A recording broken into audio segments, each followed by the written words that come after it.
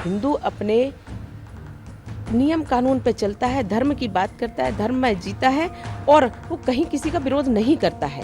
वक्फ board है, कोई भी ज़मीन वो ले लेता है और कहता वक्फ बोर्ड की है। जब कानूनी अगर निकाला जाए तो वो ऐसा नहीं होता कि वो उनकी ज़मीन है। ये सब पनप रहे हैं और हिंदू मंदिर, हिंदू देवी देवता, इनका अपमान करने में वो कहीं पीछे नहीं हटते हैं। यदि सनातन बोर्ड की आवश्यकता पड़ी तो वो बनना ही चाहिए।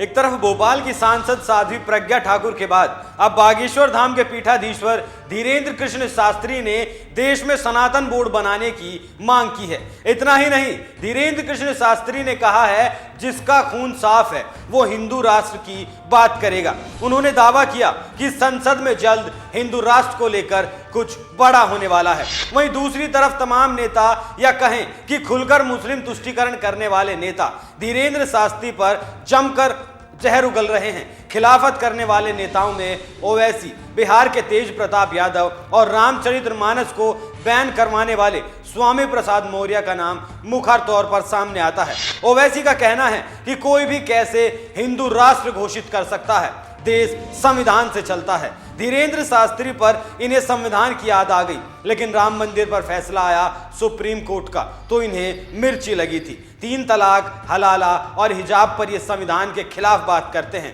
तब इन्हें इनका पर्सनल लॉ याद आता है। छाती पीट पीट कर पर्सनल लॉ की दुहाई दी जाती है। आज बात इन्हीं चारों की होगी। नमस्कार, एनएमएफ न्यूज देख रहे हैं आप, मैं हूं आपके साथ अभिषेक पुंडीर। बागेश्वर धाम पिछले कुछ दिनों से लगातार चर्चाओं में है। यहाँ धीरेन्द्र शास्त्री भारत को हिंदू राष्ट्र बनाने के संकल्प के साथ महायज्ञ का आयोजन करा रहे हैं। इस आयोजन में देश भर से साधु संत और कथावाचक बागेश्वर धाम पहुंच रहे हैं। धीरेन्द्र शास्त्री ने 16 फरवरी को फिर से भारत को हिंदू राष्ट्र बनाने की बात कही। धीरेन्द्र कृष्ण शास्त्री ने यह कहा कि जिसके अंदर सनातन का खून होगा, जुनून होगा, वो दिल खोलकर हिंदू राष्ट्र को सपोर्ट करेगा, हिंदू राष्ट्र बनाने की बात कहेगा और इसी हिंदू राष्ट्र बनाकर रहेगा। जिसके खून में दिक्कत होगी तो वो हिंदू राष्ट्र बनाने की बात नहीं बोलेगा और उससे हमें फर्क नहीं पड़ता। उन्होंने कहा हिंदू राष्ट्र को लेकर क्रांति आ रही है, बहुत जल्द इस क्रांति से संसद में कुछ होने वाला है। अब संसद में क्या होने वाला है वो तो वक्त ही बता सकता है। लेकिन इसी बीच खुद को मुस्लिमों का सबसे बड़ा रहनुमा बताने वाले ओवैसी ने क्या कहा, पहले एक बार वो सुनिए। ओवैसी ने बागेश्वर धाम के धीरेन्द्र शास्त्री को लेकर ये कहा कि इस तरह के लोग बहुतों की कुर्बानी को बर्बाद कर रहे हैं। सरकार क्यों खामोश बैठी है? कोई हिंदू राष्ट्र कैसे बना सकता है? ये बकवास किए जा रहा है। इस देश में संविधान है और देश संविधान से चलता है। दरअसल धीरेन्द्र शास्त्री ने हिंदू राष्ट्र को लेकर बड़ा बयान दिया। उन्होंने एक संस्थान से बातचीत करते हुए कहा, जब 3/3 लोग ये कहने लगेंगे कि भारत हिंदू राष्ट्र हो तो ऐसा क्यों नहीं होगा। इस दौरान उन्होंने हिंदुओं से अपील भी की कि केवल हिंदू राष्ट्र की मांग करो और इसे बनाकर रहो। उन्होंने ये भी कहा था कि हिंदू इसका निर्णय अपने आप करेंगे। अगर 1% लोग ये नहीं भी मानते तो कोई फर्क नहीं पड़ने वाला, क्योंकि इस 1% का कोई महत्व नहीं है। अब सुनिए तेज प्रताप यादव के क्या विचार हैं। बिहार के मंत्री तेज प्रताप यादव ने अब बागेश्वर धाम के बाबा धीरेन्द्र शास्त्री पर हमला बोला है। तेज प्रताप यादव ने उन्हें भाजपा का आदमी करार दिया। तेज प्रताप ने ये बातें तब कही जब उनसे बाबा के हिंदू राष्ट्र वाले बयान पर सवाल पूछा गया था। इसी के जवाब में तेज प्रताप ने तंज भरे अंदाज में कहा कि बागेश्वर बाबा का सपना फेल हो जाएगा। हिंदुस्तान में हिंदू, मुस्लिम, सिख, ईसाई आपस में हैं, भाई भाई ही चलता रहेगा। तेज प्रताप यादव ने आगे कहा, सभी लोगों के समावेश से हिंदुस्तान बना है। भाजपा के लोगों की दाल यहाँ गलने वाली नहीं है। जिनकी खुद की दाल दूसरों के चूल्हों पर पक रही हो वो दाल गलाने की बात कर रहे हैं। खैर, सबका अपना अपना मत है, क्या ही किया जा सकता है।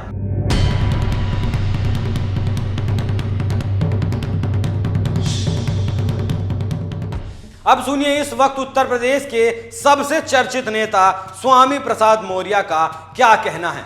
मौर्य रोज कोई ना कोई बयान जारी कर मीडिया की सुर्खियों में बने रहते हैं। इन महाशय ने बागेश्वर धाम के महंत धीरेन्द्र शास्त्री पर एक बार फिर से हमला बोला है और कहा है, अगर शास्त्री जी इतने ही ताकतवर हैं, इतने ही सिद्ध पुरुष हैं, तो क्यों नहीं चीन को भस्म कर देते, क्यों नहीं चीन को श्राप दे देते। जब वो इतने ताकतवर हैं तो चीन को नष्ट कर सदा सदा के लिए भारत चीन का लफड़ा ही खत्म कर दें। वो पहले भी शास्त्री जी के बारे में अनर्गल बयानबाजी कर चुके हैं। एक बार तो उन्होंने शास्त्री जी को फ्रॉड और आतंकवादी तक कह दिया था। उस बयान पर उन्होंने अब तक कोई माफी नहीं मांगी है। अब बताइए, धीरेन्द्र शास्त्री इंसान हैं, भविष्य बताते हैं, कोई बम थोड़ा ही ना फोड़ते हैं, या फिर उनके पास कोई ब्रह्मास्त्र है। स्वामी प्रसाद मौर्य के जो आजकल बयान आ रहे हैं, उनसे उनकी बौखलाहट साफ देखी जा सकती है। उन्हें खुद नहीं पता होता कि वो बोल क्या रहे हैं। मौर्य के बयान पर धीरेन्द्र शास्त्री का भी जवाब आया। धीरेन्द्र शास्त्री से जब सवाल किया गया कि आपके विरोधी लोग कह रहे हैं कि इतना ही चमत्कार कर सकते हैं, तो चीन को क्यों नहीं भस्म कर देते, इस पर उन्होंने जवाब दिया, अर्जी लगाओ। फिर जब उनसे पूछा गया कि क्या क्या अर्जी लगाने से आप चीन को भस्म कर देंगे, इस पर शास्त्री ने कहा, ऐसा तो हमने कभी दावा नहीं किया कि हम भस्म कर सकते हैं। हम तो विश्व कल्याण की बात करते हैं। हमारा सनातन भस्म नहीं, दंड नहीं, बल्कि शिक्षा देता है। धीरेन्द्र शास्त्री से जब सवाल किया गया, देश में जब किसी ने सनातन धर्म की आवाज उठाई है, उसे लोगों ने स्वांग रच के और उसको टारगेट करके बर्बाद करने का काम किया है।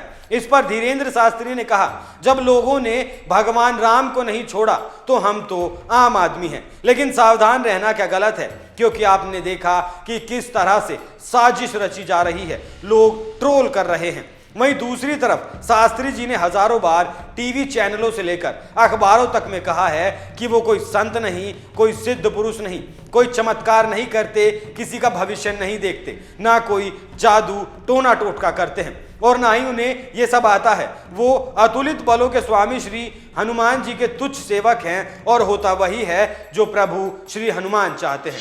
हाँ, शास्त्री इतना जरूर कहते हैं कि वो हिंदू राष्ट्र के प्रबल समर्थक हैं और वो उसके लिए काम करता रहना चाहते हैं। स्वामी प्रसाद मौर्य जैसे कई दलों में नेतागिरी करने वाले लोगों की कमजोरी ये है कि वो धर्म, अध्यात्म, सिद्धियों और जादू टोने को एक नजर से देखते हैं। धर्म अलग है, अध्यात्म अलग है, हाथ की सफाई दिखाना अलग चीज है, और जादू टोना टोटका उन सब से अलग विधा है। लेकिन स्वामी को समझ में नहीं आता।